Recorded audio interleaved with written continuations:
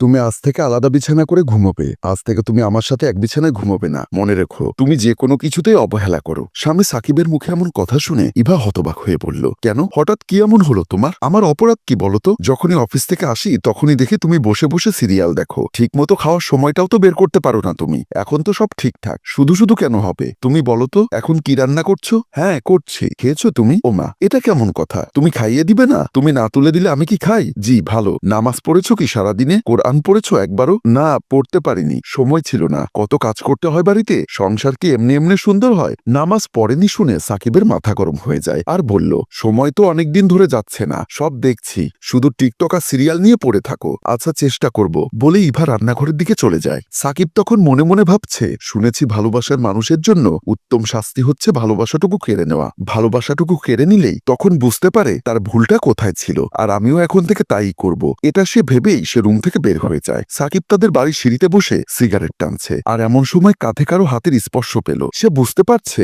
এটা ইভা। সাকিবকে সিগারেট খেতে দেখে ইভা বসে বলল, ছি সাকিব, তুমি সিগারেট খাচ্ছ? তুমি না আমাকে প্রমিস করেছিলে কোনোদিন সিগারেট খাবে না? হ্যাঁ করেছি, সেটা মিথ্যা ধরে নাও। আমি আবার কাউকে কথা দিয়ে রাখতে পারি না। সিগারেট ফেলে দাও বলছি, না হলে কিন্তু খুব খারাপ হবে সাকিব। আর কোনো কথা না বানিয়ে এখান থেকে চলে যাও, চুপচাপ ডিনার করে ঘুমিয়ে পড়ো। আমার মনে হলে আমি খেয়ে নিব মাকে ডেকে। যাই বলো না কেন, আমি খাবো না বলছি খাবো না, তা তো খুব ভালো কথা। আমার একবেলা খাবার বেঁচে যাবে, মাঝে মাঝে না খেলে বড্ড উপকার হতো। ও তাই না? তাহলে কালই আমি আমার বাপের বাড়ি চলে যাব। তো যাও না, আটকে রেখেছে কে? তুমি গেলে তোমার জায়গায় আর একটা চলে আসবে। এখন শরত চোখের সামনে থেকে ইভা আর কিছু না বলে কান্না করতে করতে সেখান থেকে চলে আসে। একটু পর সাকিব রুমে এসে দেখে ইভা বিছানায় শুয়ে শুয়ে কাঁদছে। সাকিব বুঝতে পারছে সে খায়নি। সাকিবও না খেয়ে বিছানায় এপাশ হয়ে শুয়ে যায়। কিছুক্ষণ পর ইভার হুহু কান্নার আওয়াজ শুনে সাকিব ধমকে সুরে বলল, এই ফ্যাচ ফ্যাচ করে কাঁদবে না, জাস্ট বিরক্ত লাগছে, রাতে মনে হয় ঘুমোতেও পারবো না। ইভা কান্না বন্ধ করে চোখ মুছে বলল, টেবিলের উপর খাবার রাখা আছে, খেয়ে নাও গিয়ে। তোর এই হাতের জঘন্য রান্না কি খাওয়া যায়? মাকেও ডাকিনি আর আমিও খাইনি। তোর ঘুম তুই ঘুমো,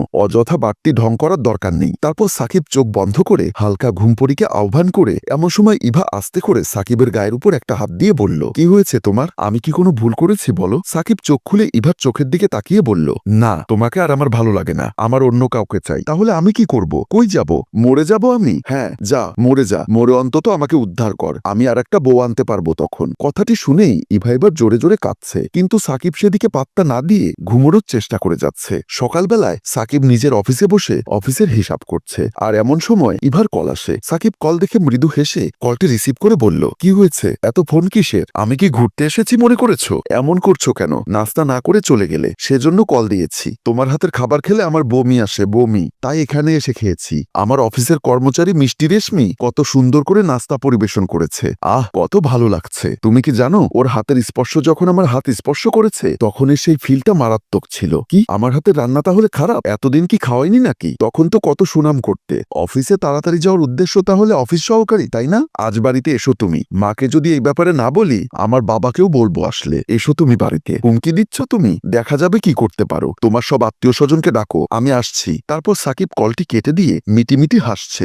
এদিকে বাড়িতে সাকিবের রুমে বিছানায় বসে বসে কাঁদছে ইভা। পাশে ইভার বাবা ও শাশুড়ি মা। মেয়ের কান্না দেখে বাবা বলল, মারে কান্না করিস না, আমি যখন আসছি সব ঠিক হয়ে যাবে। আমার ছেলে হঠাৎ এমন কেন করবে? আমার সাকিব তো এমন ছেলে না, এমন শিক্ষা তো ওকে দেইনি আমি। নিশ্চয়ই অন্য কোনো সমস্যা আছে। আমি কি জানি আপনার ছেলের নাকি আমাকে ভালো লাগে না। আচ্ছা এখন এখানে না কেঁদে চলো ড্রয়িং রুমে, সাকিব আসার সময় হয়েছে। ও কি বলে দেখি। চল মা চল। তারপর তারা উঠে রুম থেকে বের হয়ে যায়। তারা সোফায় বসা, সবাই বেশ চিন্তিত। মা বলল, তোমাকে কেন ভালো লাগবে না? তার কোনো কারণ তো আছে। তখনই সাকিব পাশে এসে বলল, হ্যাঁ মা, ভালো লাগে না। কথাটি শুনে সবাই অবাক হয়ে দাঁড়িয়ে যায়। ইভার বাবা বলল, এ কেমন কথা সাকিব বাবা? তোমরা তো একজন আরেকজনকে খুব ভালোবাসো, হঠাৎ কি এমন হলো দুজনের মাঝে? হ্যাঁ ভালোবাসতাম, তা এখন আর নেই। আপনার মেয়ের জিদ বেশি। সাকিব এমন কি হলো যে যা আমি জানি না? আর তুই তো আমার অমতি কিছু করবি তা আমি মনে করি না। বাবা ও না রাখতে চাইলে আমিও চলে যাব, থাকবো না ওর সাথে বাড়িতে। চুপ কর, আমি আছি তো। দেখলেন তো বাবা আপনার মেয়ের ব্যবহার। আরে বাবা বল না কি হয়েছে তোদের মাঝে, তার একটা সমাধান তো আছে।